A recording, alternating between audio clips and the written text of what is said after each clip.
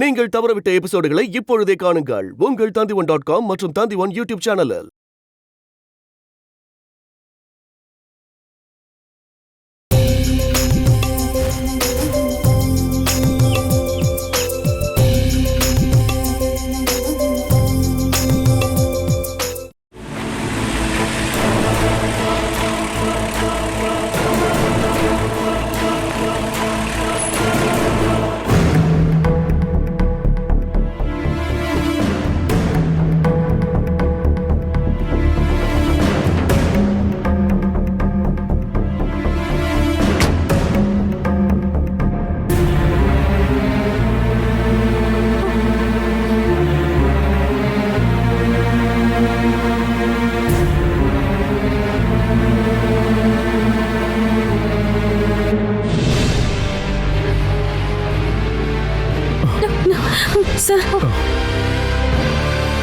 கொஞ்ச நேரம் உங்க எல்லாரையும் வருத்தப்பட வச்சதுக்கு சாரி.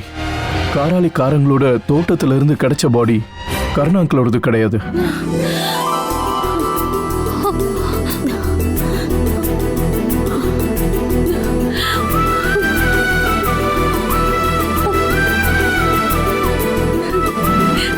அது ஒரு வட மாநில தொழிலாளியோட பாடி.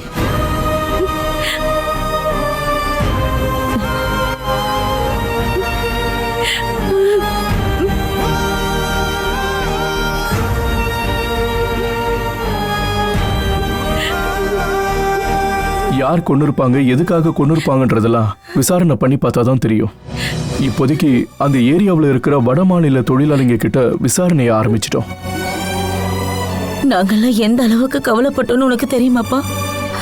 உண்மையிலேயே அப்படியே உடைஞ்சு போயிட்டோம். அதெல்லாம் எனக்கு தெரியுன்றதுனாலதான் நானே நேர்ல வந்து இந்த விஷயத்த சொன்னேன். அப்பா எங்க கூட இல்லைனாலும் அவரு எங்கேயோ உயிரோட நல்லா இருக்காருன்னு தான் நாங்க எல்லாரும் நம்பிட்டு இருக்கோம். திடீர்னு அப்பா இறந்து போயிட்டாருன்னு கேள்விப்பட்டதும் அத எங்களால தாங்கிக்கவே முடியல சார்.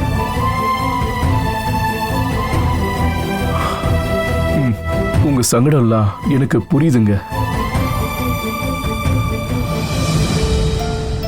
நீங்க நம்பிக்கையோட இருங்க. அவரை கண்டுபிடிக்கிறதுக்கான வழி கண்டிப்பா இனி புலப்படும்னு நான் நம்புறேன்.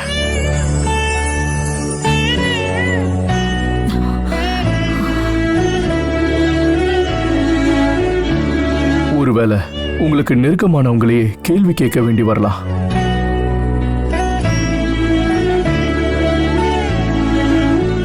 அதனால நீங்க யாரும் கவலைப்படக்கூடாது. நீங்க யாரை வேணாலும் குவெஸ்சன் பண்ணலாம். அதுல எந்த உறவையும் நீங்க பார்க்க தேவையில்லை.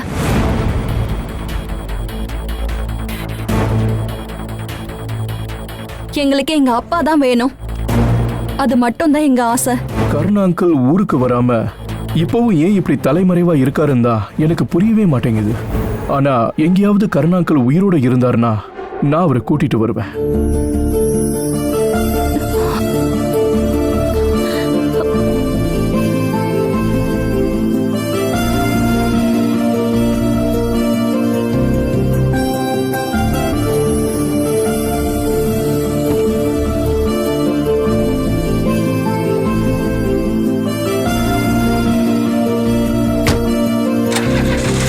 வாங்கம்மா.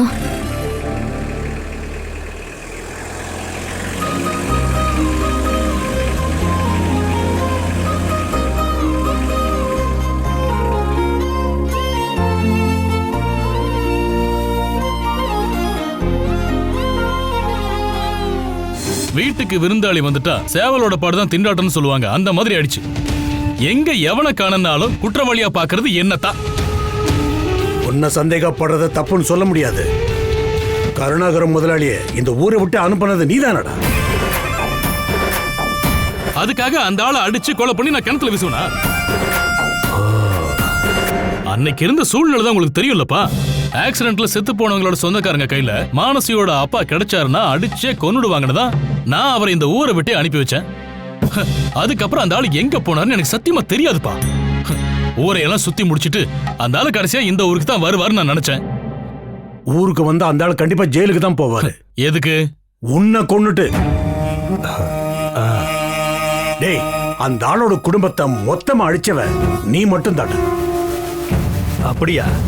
நீ செஞ்ச கிரிமினல் வேலையால தான் அந்த வீட்ல 4 பேரு 4 இடத்துல தலைமறைவா வாழ வேண்டியதாயிடுச்சு. ஓ, அந்த ஆளு எப்போ ஊருக்கு வந்தாலும் சரி, நீ செஞ்ச எல்லாத்துக்கும் கண்டிப்பா கணக்கு சொல்லித்தான் ஆகணும். அவங்க மட்டும் இல்ல, நீ அந்த ஆளை ஏதாவது பண்ணிட்டியோன்னு நானும் பயந்து போயிருக்கேன் தெரியுமா?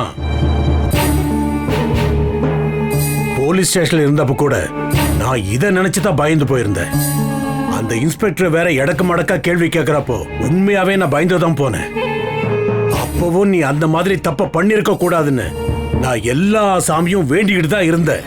ஏன்னா ஆணாவும் பொண்ணாவும் எனக்கு இருக்கிற ஒரே பையனை ஜெயில வந்து பாக்குற சக்தி எனக்கு இல்ல. ஒரு வயசுக்கு அப்புறம் பசங்களுக்கு அப்பா அம்மா எல்லாம் எந்த மதிப்பும் இல்லாத வெறும் ஜடங்கள் தாண்டா.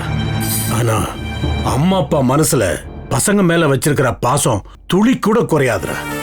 அதெல்லாம் உனக்கு புரியணும்னா நீ ஒரு அப்பா ஆகணும்.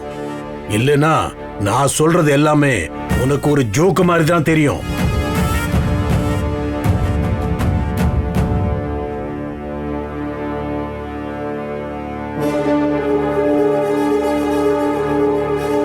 முதலாளி கவலைப்பட்டு தான் இப்படிலாம் சொல்லிட்டு போறாரு. அந்த அளவுக்கு இவரை போலீஸ் ஸ்டேஷன்ல பாடா படுத்திட்டாங்க. எல்லாத்துக்கும் காரணம் அந்த இன்ஸ்பெக்டர் தான், ராய் அலெக்ஸ்.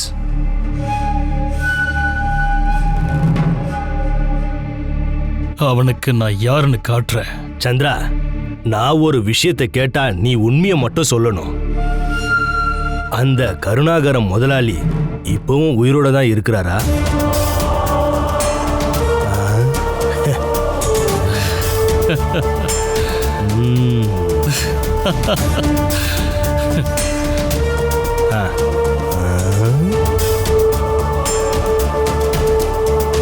இவன் சிரிச்சிட்டு போறத பார்த்தா நாளைக்கு நம்மளும் அழணும் போல இருக்கு.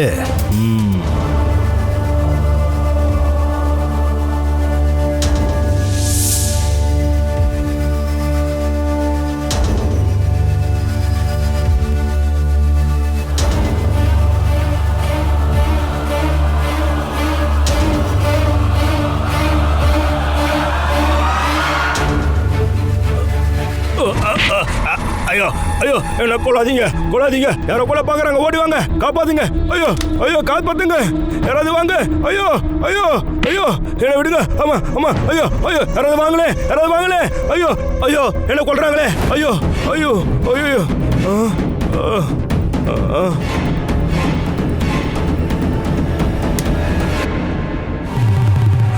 என்னாச்சியா? ஐயோ, என்னாச்சுண்ணே? என்னையா? யாரோ என்ன கழுத்தை நெரிச்சு கொல்ற மாதிரி வந்தாங்க. சரி, நீ செத்துட்டியா? இல்ல முதலாளி, உயிரோட தான் இருக்கிறேன். ஓசுல கிடைக்காதுன்னு எல்லா சரைக்கும் கலக்கி குடிச்சிட்டு படுத்து கிடந்தா யாரோ உன்னை கொலை பண்ண வர்ற மாதிரி தான் தோணும். ஒழுங்கு மரியாதையா லைட் ஆஃப் பண்ணிட்டு படுறா. சந்திரா, இரு, போகாத. நானும் உன் கூட வந்து படுத்துக்கிறேன்ப்பா. இல்லனா உங்க கூட படுத்துக்கவா? சரி சரி, வாங்க. இவன் பயப்படுறத பார்த்ததுக்கு அப்புறம் தான் எனக்கு சந்தேகமே வருது. அந்த வடக்கனை கொன்னு கிணத்துல வீசி எறிஞ்சது இவனாத்தான் இருக்கும். நானா? நான் இல்ல முதலாளி, சத்தியமா நான் இல்ல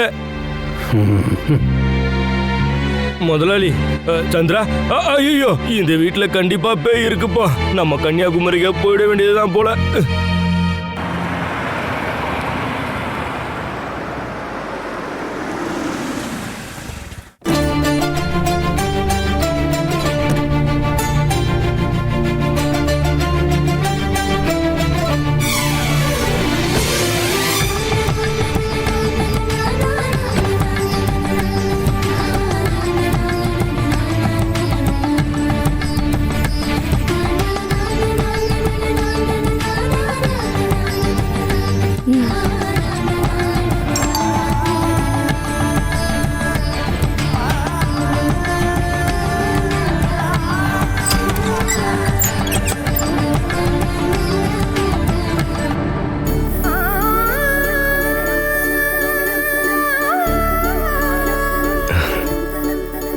நீங்க எப்ப வருவீங்கன்னு தான் காத்துக்கிட்டு இருந்தேன். வா.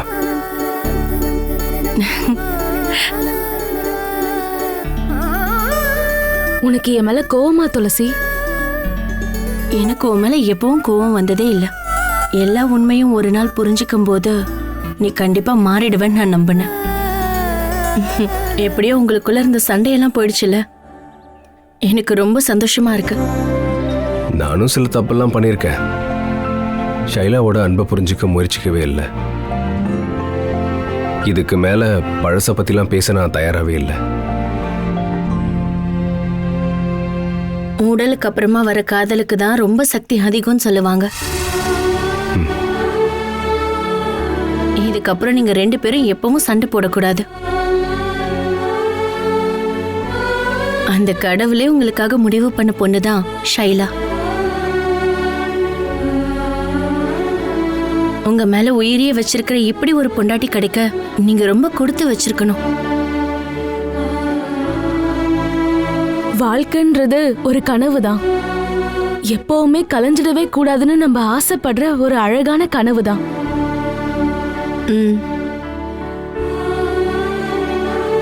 எங்க அந்த கனவு கலைஞ்சிடுமோன்னு பயம் வரும்போது அதுக்கு கணவனே காரணமாயிடுவானோன்னு சந்தேகம் வந்தா இப்படிதான் இருக்கும்.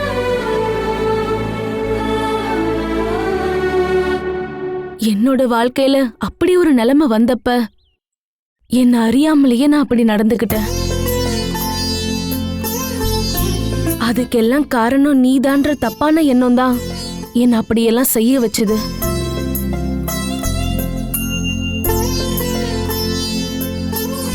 மன்னிச்சிரு. உன் மனச காயப்பட வச்சதுக்கு மன்னிச்சிரு. சச்சா, என்ன இதெல்லாம்? வாங்க, உள்ள வாங்க.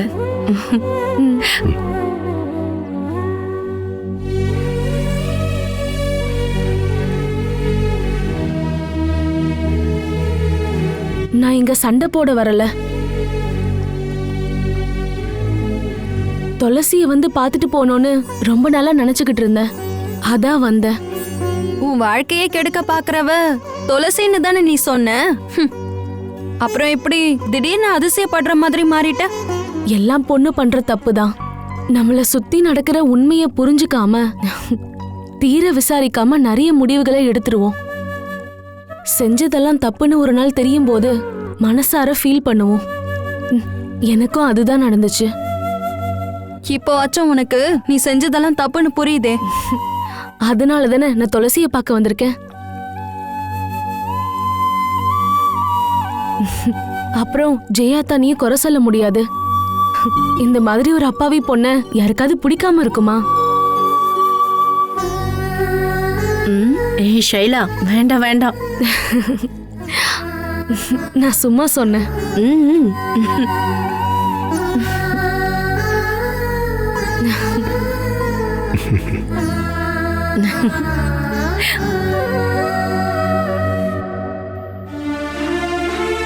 கிணத்துல பாடி கிடக்குதுன்னு கேள்விப்பட்டதும் இங்க வந்து பார்க்கலான்னு தான் நினைச்சோம். ஆனா உங்க யாரையும் ஃபேஸ் பண்ண துணிச்சல் இல்லாம தான் நாங்க வரவே இல்லை. உண்மையிலேயே நாங்க எல்லாரும் பயந்து போயிட்டோம்ப்பா. அந்த சந்திரனோட குணத்தை பத்தி உனக்கே தெரியும்ல. யாரா இருந்தாலும் பயந்து தானே ஆகணும்.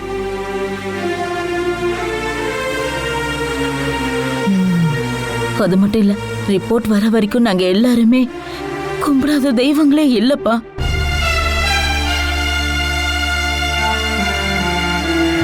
அவரும் எங்களுக்கு இது வரைக்கும் ஒரு ஃபோன் கூட பண்ணதில்ல. மாமா ஏன் இன்னும் திரும்ப வரலன்னு தான் ஒரே யோசனையா இருக்கு. அதை நினைச்சுதான் எங்களுக்கு கவலையா இருக்கு. எல்லாம் சரியாயிடாத. மாமா சீக்கிரமா வந்துருவாரு. சரி, நம்ம கிளம்பலாமா? இவளோட ஃப்ரெண்ட்ஸோட வீட்டுக்கு போகணும். 2 பேரும் சாப்பிட்டுட்டு அப்புறம் போங்க. ஆமா, நெக்ஸ்ட் டைம் கண்டிப்பா சாப்பிடுறோம். இப்ப கிளம்புறோம். துளசி, நாங்க கிளம்புறோம். சரி, பார்த்து போயிட்டு வாங்க. வரேன். சரிப்பா.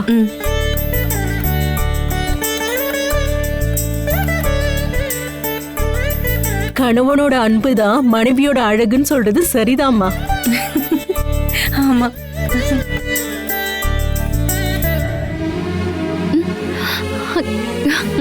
நீ என்னை தேடி வந்து இப்படி ஒரு தேவையை சொல்லும்போது என்னால எப்படி முடியாதுன்னு சொல்ல முடியும்? அப்புறம் நான் உன்னோட ஃப்ரெண்டுன்னு சொல்றதுல என்ன அர்த்தம் இருக்கு சொல்லு? லோன்லாம் நான் ரெடி பண்ணிடுறேன். சீக்கிரமா ரெடி பண்ணி தரேன், ஓகேவா? ஆமா, நீ என்ன பிசினஸ் பண்ணலான்னு இருக்க? உனக்கு தெரியும்ல, பல வருஷமா எங்க அப்பா நிர்வாகம் பண்ணதுதான் ஜனதா மோட்டார்ஸ்ங்கிற பஸ் சர்வீஸ். சில இன்சூரன்ஸ் இஷ்யூ பிரச்சனையால நாங்க அதை ஸ்டாப் பண்ணிட்டோம். இப்போ திரும்பவும் அதை ஸ்டார்ட் பண்ணலாங்கிற ஐடியா எனக்கு வந்திருக்கு. நல்ல விஷயம் மானசி. பெண்கள் அதிகமா ஈடுபடாத துறை பஸ் சர்வீஸ். நீ முதல்ல அந்த பேப்பர்ஸ் எல்லாமே ரெடி பண்ணு. லோனுக்கு நான் கேரண்டிமா. தேங்க்யூ காயத்ரி. சரி, நான் கிளம்புவா? துளசியும் பானுமதி ஆண்டியும் நான் கேட்டதா சொல்லு. கண்டிப்பா சொல்றேன்.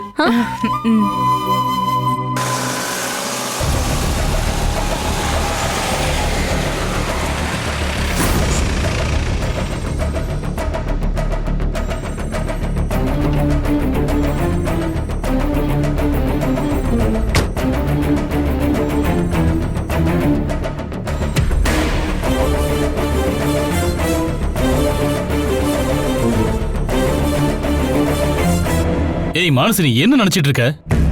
நீங்க எதை கேக்குறீங்க? எனக்கு எதுவுமே புரியல. இன்னைக்கு பேங்க் போயிருந்தியா நீ? போனேன்.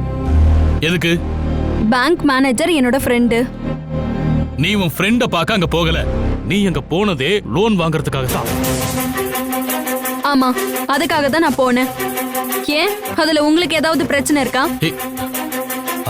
அத்த, என்ன இவ இப்படி மூஞ்சில் அடிச்ச மாதிரிலாம் பேசுறா? அந்த பேங்க்ல இருக்கிற எல்லா ஸ்டாஃபுமே எனக்கு தெரிஞ்சவங்க தான். காராளி சந்திரனோட பொண்டாட்டி ஒரு லோன் வாங்குறதுக்காக வந்திருக்கான்னு தெரிஞ்சதும் எனக்கு பெரிய அவமானமா போச்சு. கேஷ் டெபாசிட் பண்றதை தவிர வேற எதுக்காகவும் நாங்க பேங்க் பக்கமே போனது கிடையாது. என் பொண்டாட்டி போயிட்டாளேன்னு கேள்விப்பட்டதும் நான் அப்படியே கலங்கி போயிட்டேன். அதான் உடனே ஓடி வந்தேன். பேங்க்ல இருந்து லோன் எடுக்கிற அளவுக்கு அப்படி உனக்கு என்ன அவசியம் வந்துச்சு? நானும் தெரிஞ்சுக்குவேன்ல. என் மனசுல சில பிளானிங் எல்லாம் இருக்கு.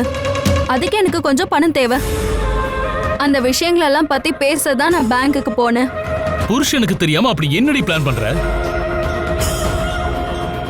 வேண்டாம், என்கிட்ட சொல்ல கஷ்டமா இருந்தா சொல்ல வேண்டாம். எனக்கு ஒரு கஷ்டமும் இல்ல. ஏன்னா ஒரு நல்ல விஷயத்துக்கு லோன் வாங்க தான் நான் போயிருந்தேன். அந்த நல்ல விஷயத்தை என்கிட்ட சொல்ல கஷ்டமா இருக்கான்னு தான் நான் கேட்டேன். எங்க பஸ் கம்பெனியை திரும்ப ஆரம்பிக்க போறலாம். அது விஷயமா தான் அவ பேங்க்குக்கு போயிருந்தா. ஓஹோ, அது சரி. அதை இவ முதல்ல என்கிட்ட சொல்லிருக்கலாமே. ஆமா, நீ நல்லா யோசனை பண்ணிதான் பஸ் சர்வீஸ் நடத்த போறியா? பெரிய தப்பு பண்ணிட்டுமோன்னு அப்புறம் யோசிக்க கூடாது. பெட்டி கடை தொடங்கினா கூட லாபம் வரும். லோன் எடுத்து பஸ் எல்லாம் வாங்கிட்டு அப்புறம் கடைசியில பஸ் பேங்க்காரங்க வந்து தூக்கிட்டு போயிடக்கூடாது. அதை இப்பவே சொல்லிடுறேன்.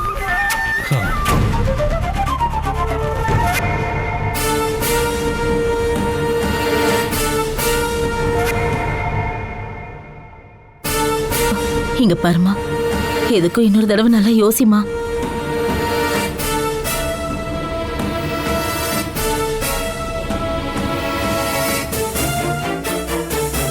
இல்லம்மா, நான் முடிவு பண்ணிட்டேன்.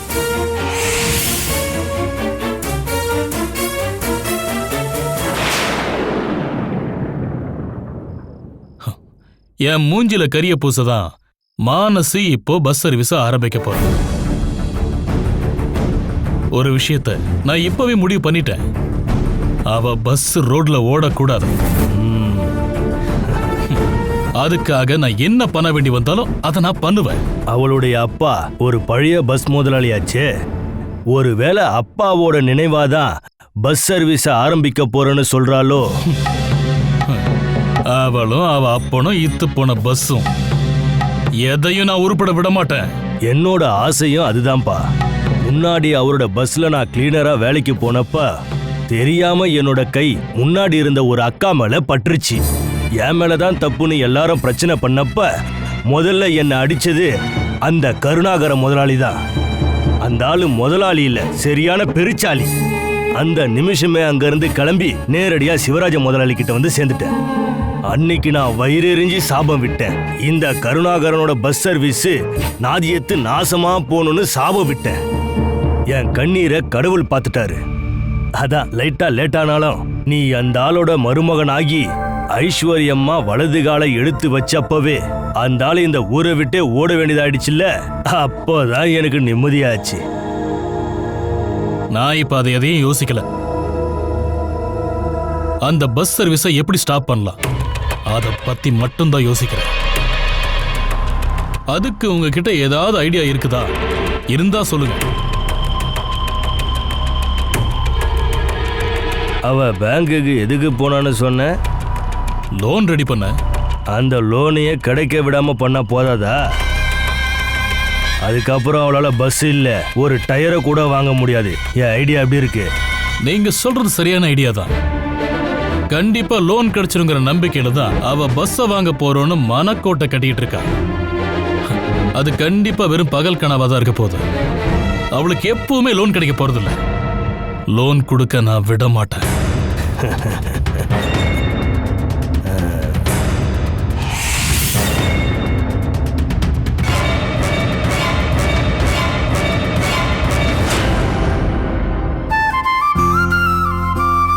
இப்ப மானசி அப்படி ஒரு முடிவெடுத்தது ரொம்ப ரொம்ப நல்ல விஷயம். கருணாங்கல் பஸ் சர்வீஸை ஸ்டாப் பண்ணிட்டாருன்னு கேள்விப்பட்டதும் நான் ரொம்ப வருத்தப்பட்டேன். இப்ப ஜனதா மோட்டார்ஸ் திரும்ப வரப்போறதை கேள்விப்பட்டதும் ரொம்ப சந்தோஷமாயிடுச்சு. அதுக்கு முதல்ல தேங்க்ஸ் சொல்ல வேண்டியது நேஷனல் பேங்க் மேனேஜர் காயத்ரிக்கு தான். அவங்களும் மானசியும் நல்ல ஃப்ரெண்ட்ஸ். இப்ப இந்த லோனுக்கு ஓகே பண்ணி தரேன்னு சொன்னதே காயத்ரி தான். இருந்தாலும் கொஞ்சம் கிளியரன்ஸ் பேப்பர்ஸ் எல்லாம் ரெடி பண்ணாதான் சொன்ன டைம்ல பஸ் சர்வீஸ் ஸ்டார்ட் பண்ண முடியும். எல்லாமே சரியாயிடும். என்னோட 1-2 ஃப்ரெண்ட்ஸ் ஆர்டிஓ ஆபீஸ்ல வேலை செய்யறாங்க. நான் வேணும்னா அவங்க கிட்ட சொல்றேன். அப்ப பேப்பர்ஸ் எல்லாம் கொஞ்சம் ஈஸியா மூவ் ஆகும். அது மட்டும் இல்ல, வேற என்ன ஹெல்ப் வேணும்னாலும் கேட்க தயங்காத. மானசி பஸ் சர்வீஸ் திரும்ப ஸ்டார்ட் பண்ணிட்டான்னு தெரிஞ்சா அப்பா எங்க இருந்தாலும் ரொம்ப சந்தோஷப்படுவாரு. இந்த நேரத்துல அப்பாவும் கூட இருந்திருந்தா நல்லா இருந்திருக்கும்னு நினைக்கிறேன். நீ டென்ஷன் ஆகாத. கருணாகர் அங்கிள் எங்க இருந்தாலும் நான் அவரை கூட்டிட்டு வந்துருவேன். என்ன நம்பிக்கை இல்லையா? இது கூட பண்ணலனா நான் உன் ஃபேமிலி ஃப்ரெண்டுன்னு சொல்றதுல என்ன அர்த்தம் இருக்கு? இப்போ ஃபேமிலி ஃப்ரெண்டு மட்டும் இல்ல, அப்புறம்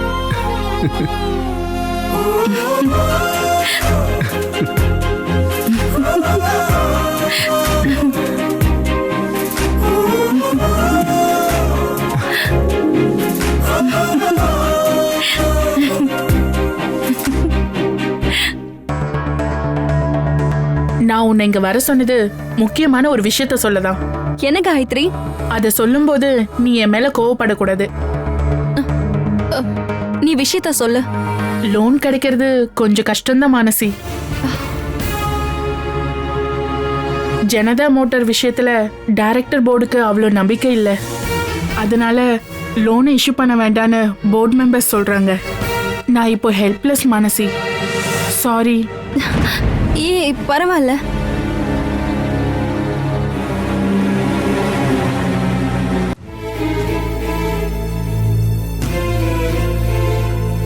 அக்கா, நீ ஏங்கா டென்ஷனா இருக்க? பேங்க்ல இருந்து லோன் கிடைக்கிற விஷயம் கஷ்டம்தான். ஜனதா மோட்டார்ஸ் மேல டைரக்டர் போர்டுக்கு நம்பிக்கை இல்லையாமா. அதனால அவங்களால லோன் தர முடியாதா? அப்புறம் எப்படி பஸ்ஸை ஓட வைக்க முடியும்? எனக்கு ஒன்றும் புரியல. நம்ம வேற ஏதாவது ஒரு பேங்க்ல ட்ரை பண்ணி பார்க்கலாம்.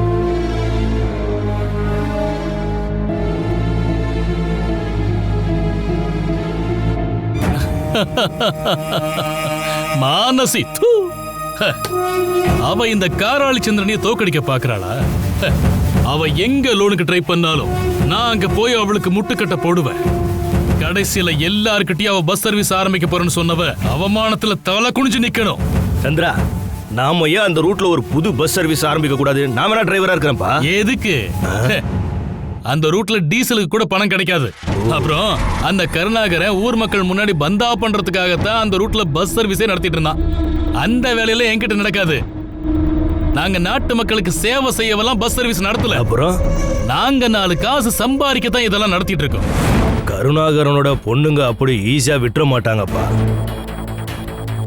குறிப்பா உன்னோட மனைவி மானசி. அவளோட முகத்தை பார்த்தாலே தெரியும். மதம் பிடிச்ச யானை தாக்க வந்தாலும் பயந்து ஓடணும்னு நினைக்காதவ அவ.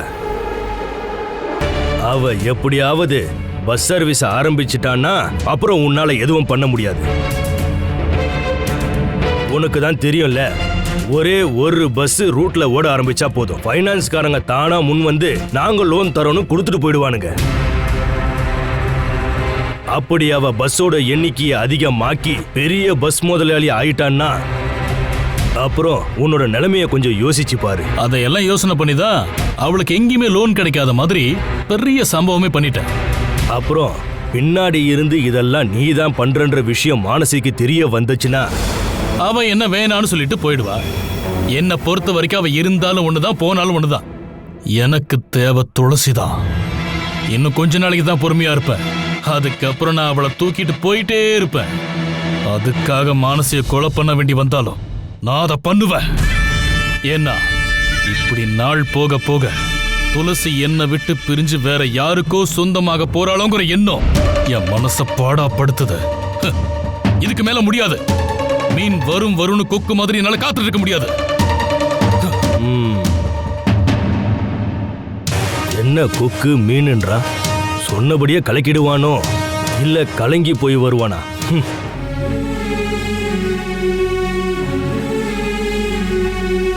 நீ மானசிக்கிட்ட டென்ஷன் ஆக வேணான்னு சொல்லு. நம்ம ஊர்ல வேற பேங்க்ஸ் எல்லாம் இருக்குல்ல, எங்கேயாவது கண்டிப்பா லோன் கிடைக்கும். ஒருவேளை ரெடியானா கூட மானசி சொன்ன டைம்ல பஸ் சர்வீஸ் ஸ்டார்ட் பண்ண முடியுமான்னு தெரியல. பேங்க் மேனேஜர் மானசியோட ஃப்ரெண்டுன்னு தானே சொன்னேன். அவங்க லோன் ரெடி பண்ணி தரேன்னு கன்ஃபார்மா சொன்னதுனால தானே மானசி எல்லாத்தையும் பிளான் பண்ணா. அப்புறம் ஏன் திடீர்னு அவங்க காலை வரிட்டாங்க? பேங்கோட டைரக்டர் போர்டுக்கு ஜனதா மோட்டார்ஸ் மேல நம்பிக்கை இல்லையா? முன்னாடி அப்பா இருந்தபோது எங்களோட ஒரு பஸ் ஆக்சிடென்ட்ல மாட்டிக்கிச்சு. அன்னைக்கு இறந்து போனவங்களோட ஃபேமிலிக்கு காம்பன்சேஷன் கொடுக்கற விஷயத்துல சில இஷ்யூஸ்லாம் இருந்துச்சு. ஒருவேளை அதை பத்தி யாராவது பேங்க்குக்கு தகவலை கொடுத்துருக்கலாம். அதனாலதான் அவங்க இப்போ லோன் தர யோசிக்கிறாங்கன்னு நினைக்கிறேன். அதனால மானசி இப்ப ரொம்ப கவலையா இருக்கா. எல்லாம் சரியாயிடுங்கிற அவளோட நம்பிக்கை இப்ப போயிடுச்சு.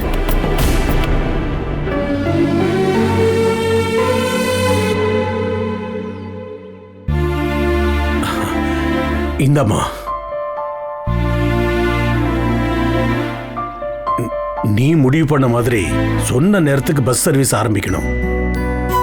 அதுக்காக எந்த லோனுக்கும் நீ காத்திருக்க தேவையில்லை. ஐயோ வேண்டாம் மாமா, பஸ் சர்வீஸ் நான் ஆரம்பிக்கவே இல்லைனாலும் பரவாயில்ல. இது எனக்கு கண்டிப்பா வேண்டாம். எல்லாமே ஓ நகை தான், அதனால தைரியமா நீ வாங்கு. என்ன கல்யாணம் பண்றதுக்காக உங்க மகன் வரதட்சணையா வாங்கினதுல இருந்து ₹1 கூட நான் திரும்ப வாங்க கூடாது. அந்த பணத்தால நான் எவ்வளவு உயரத்துக்கு போனாலும் அதுல என் அப்பாவோட கண்ணீரோட ஈரம் தான் இருக்கும். அம்மா, அப்படியெல்லாம் நீ தப்பா நினைக்காதம்மா. ஒருவேளை உங்க அப்பா கொடுத்திருந்தா இதை வாங்கிக்க மாட்டியா என்ன?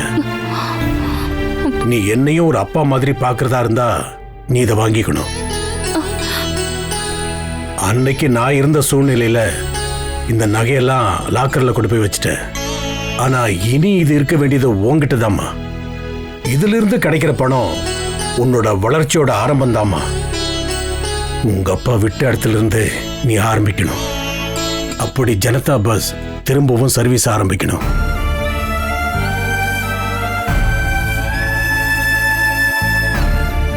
எனக்கு நம்பிக்கை இருக்கு மானசி, நீ பெரிய ஆளா வருவ. என்னோட எல்லா சப்போர்ட்டும் உனக்கு இருக்குமா. இப்போதைக்கு எதுவும் சந்திரனுக்கு தெரியக்கூடாது. இதை எடுத்துட்டு போய் பத்திரமா வை. குடி. நான் வரேம்மா.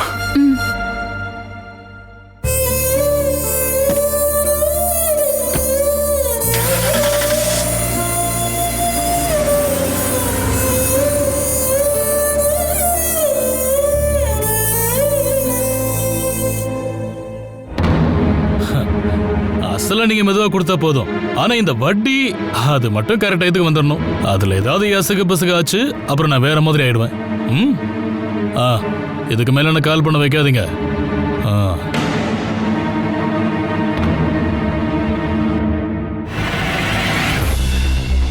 போன்ல யாரு? அந்த ரப்பர் கடைக்காரன் தான்ப்பா. பணம் வாங்கி 4 வருஷம் ஆகுது. இப்ப வட்டியும் இல்ல அசலும் இல்ல. சரி, நீ அதெல்லாம் விடு. நாளைக்கு மானசியோட பிறந்த நாள். இப்பதான் எனக்கு அவ கால் பண்ணா. அவளுக்கு என்ன கிஃப்ட் தரலாம்? நீ அவளுக்கு என்ன கொடுக்கலான் இருக்க? ஏதாவது ஸ்பெஷலா தான் கொடுக்கணும். அவ கர்ப்பிணியானதுக்கு அப்புறம் வர முதல் பிறந்த நாள் இல்லையா, அப்ப கொடுக்க போற கிஃப்டும் ஸ்பெஷலா தான் இருக்கணும்பா. அவ மேல நீ இந்த அளவுக்கு அன்பா இருக்கிறத என்னால நம்பவே முடியல. இது என்னவோ எனக்கு சந்தோஷம்தான். இப்பவாச்சும் அவளை நீ புரிஞ்சுக்கிட்டியே. யாரோ எவனோ செஞ்ச செய்வனையினாலதான் நான் அப்ப அப்படிலாம் செஞ்சிருக்கேன்ப்பா. அதையெல்லாம் நினைச்சு பார்த்தா இப்போ எனக்கு என் மேலேயே கோபம் வருதுப்பா. பரவாயில்ல, விடுப்பா. பழசெல்லாம் நினைச்சு நீ வீணா மனசு குழப்பிக்காத. எல்லாரோட வாழ்க்கையிலும் இது நடக்கும். அதெல்லாம் சாதாரண விஷயம். இனி நீ வாழ போற வாழ்க்கையில மானசிக்கும் பிறக்க போற குழந்தைகளுக்கும் மட்டும்தான் இடம் இருக்கணும். இடையில இன்னொரு பொண்ணு வரக்கூடாது. இல்லப்பா, தொடர்ந்து தப்புக்கு மேல தப்பு மட்டுமே பண்ணிக்கிட்டு இருந்த இந்த காராளி சந்திரனை இப்ப நானே நினைச்சு பார்க்க விரும்பலப்பா. அந்த சாப்டர் க்ளோஸ் ஆயிடுச்சு. இப்போ என்னோட மனசுல நீங்க சொன்ன மாதிரி மானசியும் எனக்கு பிறக்க போற 2 பசங்களும் மட்டும்தான் இருக்காங்கப்பா. நாளைக்கு வரப்போற பிறந்த நாள் மானசியோட வாழ்க்கையில மறக்க முடியாத பிறந்த நாளா இருக்கணும். அதை விட ரொம்ப சிறப்பா அடுத்த வருஷம் இருக்கணும். ஏன்னா பேர குழந்தைகளோட கொண்டாடணும். இது மானசியோட கடைசி பிறந்த நாளதான் இருக்கும். நீ என்ன யோசிக்கிற? இல்ல, நாளைக்கு என்னெல்லாம் பிளான் பண்ணலாம்னு யோசிச்சுட்டு இருந்தேன். அப்போ ஒண்ணு பண்ணு, மானசிகிட்டே போனை போட்டு என்னென்ன வேணும்னு கேட்டு பண்ணு. இது பாரு, அவ ஆசைப்படுற மாதிரி பிறந்த நாள நீ அவளை கொண்டாட வைக்கணும்.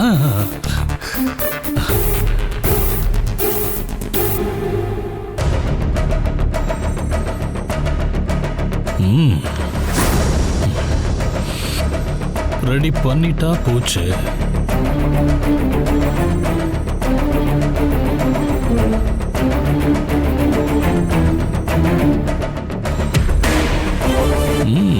பண்ணிட்டா போச்சு.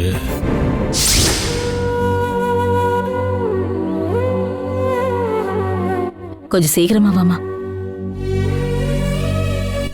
மானசி, நாங்க கொஞ்சம் மார்க்கெட் வரைக்கும் போயிட்டு வந்துடுறோம். நாளைக்கு தேவையான பொருட்கள்லாம் கொஞ்சம் வாங்க வேண்டியிருக்கு. உனக்கு பிடிச்சது ஏதாவது இருந்தா சொல்லுமா. எதுவும் வேண்டாமா. உனக்கு ஏதாவது வேணும்னா துளசி இருக்கு, அவகிட்ட கேளு, அவ கொண்டு வந்து சரிம்மா.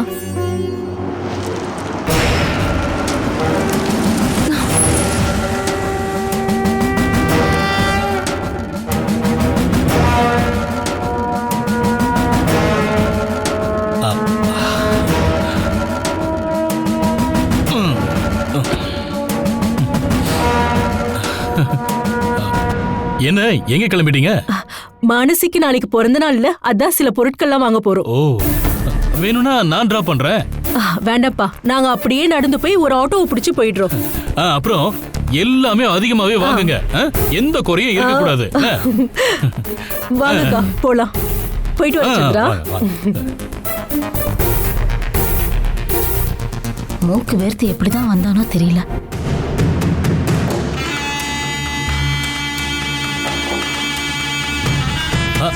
ஏய் மானசி,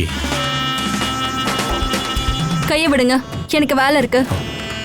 நான் உன்னை விடவே மாட்டேன். சாரி. கோவப்பட்டதுக்கு, திட்டினதுக்கு, அழ வச்சதுக்கு எல்லாத்துக்கும் சாரி. நீ என்ன மன்னிச்சிட்டேன்னு ஒரு வார்த்தை சொல்லு ப்ளீஸ். இதுவும் நடிப்பு தானே, எனக்கு தெரியும். ஐயோ, நான் நடிச்சிருக்கேன் தான், நான் இல்லைன்னு சொல்லலாமா? ஆனா இப்போ உண்மையிலேயே மனசாரதான் நான் உன்கிட்ட சாரி கேட்டேன். நம்பலாமா? நம்பலாம். இப்ப என்ன திடீர்னு ஏன் மேல அன்பு வந்திருக்கு? தெரியல, உன் மேல இப்ப அன்பு அதிகமாயிடுச்சு. நான் நான் சாக போறேன்னு நினைக்கிறேன். அதனால தானே. மானசி, ஆஹா. விளையாட்டு கூட இன்னொரு தடவை நீ அப்படி சொல்லாத. எனக்கு எனக்கு ரொம்ப கவலையா இருக்கு. என்னால கண்டிப்பா பழைய மாதிரி நேசிக்க முடியாது. இப்போ உனக்கு அப்படி எல்லாம் தோணுதுமா? நீ நினைச்சா முன்ன விட அதிகமா என்ன நேசிக்க முடியும். என்னால முடியாது. அப்படியெல்லாம் சொன்னா நான் விட மாட்டேன். உன் வயித்துல வளர்ற நம்மளோட குழந்தைங்க அவங்க அப்பா அம்மாவோட அன்பை பார்த்து சந்தோஷப்படணும். அதுக்கு நீ என்ன நேசிச்சே ஆகணும். ப்ளீஸ் மானசி. நான் இங்க வந்தது நாளைக்கு உன்னோட பிறந்த நாளை பெருசா கொண்டாடுறதுக்காக தான். அதுக்கப்புறம் தான் நான் இங்க இருந்து கிளம்புவேன். ஆனா நீ ஒரு சத்தியம் பண்ணணும். இந்த பிறந்த நாள்ல இருந்து நம்ம 2 பேருக்குள்ளேயும் எந்த விரோதமும் இருக்கக்கூடாது.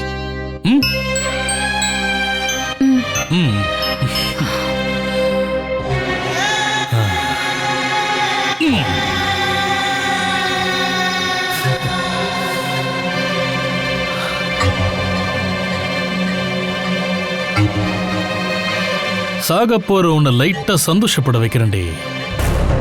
இந்த பிறந்த நாளைக்கு அப்புறமா நீ இந்த உலகத்துல உயிரோடவே இருக்க மாட்ட.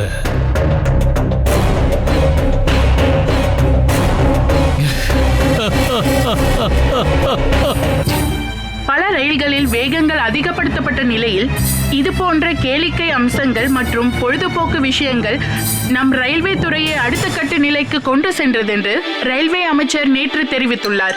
இந்த ரயில்வே அக்வாரியத்தில் கடல்வாழ் உயிரினங்கள், முத்துக்கள் மற்றும் பவள பாறைகளின் மாதிரிகள் என்று பல்வேறு அம்சங்கள் அதில் இடம்பெற்றிருக்கும். எங்க இருக்கீங்க? நான் வீட்டுக்கு வெளியே தான் காத்துக்கிட்டு இருக்கேன். போன விஷயம் என்னாச்சு? எல்லாம் டபுள் ஓகே. நீ சொன்னதை விடவும் பெரிய கிஃப்டையே நான் வாங்கிட்டு வந்துட்டேன். பொண்டாட்டி பிறந்த நாள் அன்னைக்கு புருஷன் கொடுத்த கிஃப்ட் சின்ன கிஃப்ட்னு மானசி சொல்ல மாட்டா. அதுக்கப்புறமா அவ எதுவுமே பேசக்கூடாது. அதுக்காக தான் ரொம்ப கஷ்டப்பட்டு இந்த கிஃப்டையே நாம ஏற்பாடு பண்ணிருக்கோம். இந்த கிஃப்டை கொடுத்தா அவளால ஒரு தேங்க்ஸ் கூட சொல்ல முடியாதுன்னு தான் நான் நினைக்கிறேன்.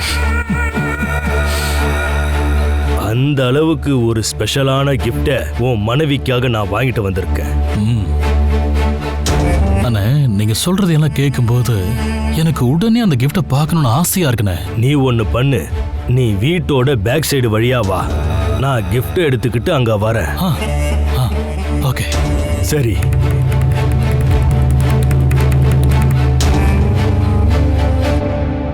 இந்த நிலையில் அடுத்த வாரம் மேலும் 3 வந்தே பாரத் ரயில்களை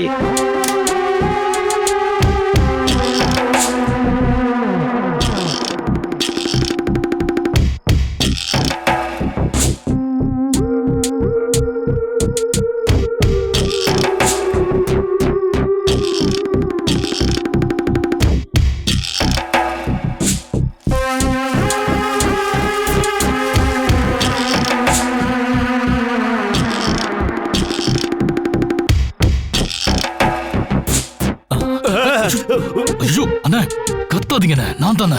நீதானா? நான் பயந்தே போயிட்டேன்ப்பா. நீங்க கத்துனதை பார்த்து உண்மையில நான் தானே பயந்து போயிட்டேன். இங்க யாரும் இன்னும் தூங்கல. சத்தம் கேட்டு யாராவது வெளில வந்துட்டாங்கன்னா அப்புறம் நம்ம பிளான் எல்லாம் ஃபிளாப் ஆயிடும். மானசிக்கு தெரிஞ்சதுன்னா அவ்வளவுதான். அப்படின்னா நான் ஒண்ணு பண்றேன். மானசி தூங்குறதுக்கு அப்புறம் வேணாம். இந்த கிஃப்டையே மானசி தூங்குறதுக்கு முன்னாடி தானே கொடுக்கணும். இதை கொடுத்ததுக்கு அப்புறம் அவ எந்திரிக்கவே கூடாது. Chapter close. மானசிக்காக நான் கொண்டு வந்த கிஃப்ட் நீ பார்க்க வேணாமா? இதோ பாரு.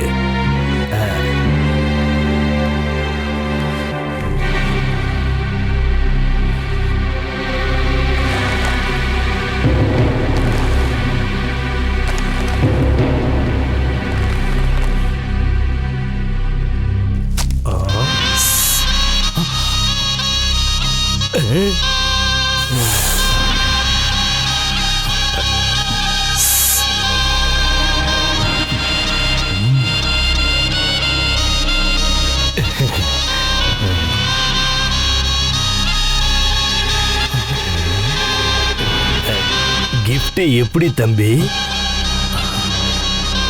எதிர்பார்த்ததை விட சூப்பர்ண்ண. மூடி வைங்க, மூடி வைங்க.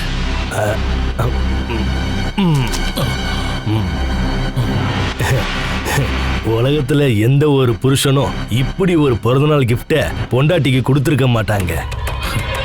இந்த காரளிச்சந்திரன் எது பண்ணாலும் அதுல ஒரு வித்தியாசம் இருக்குன்னு ஸ்பெஷலா தான் பண்ணுவேன். அப்போ நான் கொடுக்க போற கிஃப்டும் ஸ்பெஷலா தானே இருக்கணும். செய்ய போறது பெரிய மகா பாவம். அந்த தோஷம் எனக்கு வராம இருக்கணும்னா நீ கொடுக்க போற பணம் ரொம்ப வெயிட்டா இருக்கணும். அதை பத்தி எல்லாம் நினைச்சு நீங்க ஒன்றும் டென்ஷன் ஆகாதீங்க. நாம நினைச்ச மாதிரியே எல்லாம் நடந்துருச்சுன்னா சொன்னதை விட அதிகமான தொகையை கண்டிப்பா நான் உங்களுக்கு தருவேன். வேற எதுக்காகவும் கேட்கல. சர்ப்பதோஷம் கிடைக்காம இருக்க எனக்கு நிறைய வேண்டுதல் எல்லாம் முடிக்க வேண்டி இருக்கு. அதுக்காக தான். ஆமா ஆமா, உங்க வேண்டுதெல்லாம் என்னங்கிறது எனக்கு தெரியாதா? சரி, டைம் வேஸ்ட் பண்ணாதீங்க. மேல இருக்கிற ரூம்ல தான் அவ இருக்கா. நீங்க உடனே இந்த வழியா மேல போங்க. நான் அப்படி வந்து பால்கனி கதவை திறந்து வைக்கிறேன். முதல்ல இந்த போன் ஆஃப் பண்ணி வையா. அப்புறம் ஜெயிலுக்குள்ள போய் களி தான் தின்னுகிட்டு இருக்கோம். ஓகே போ. ஓகே.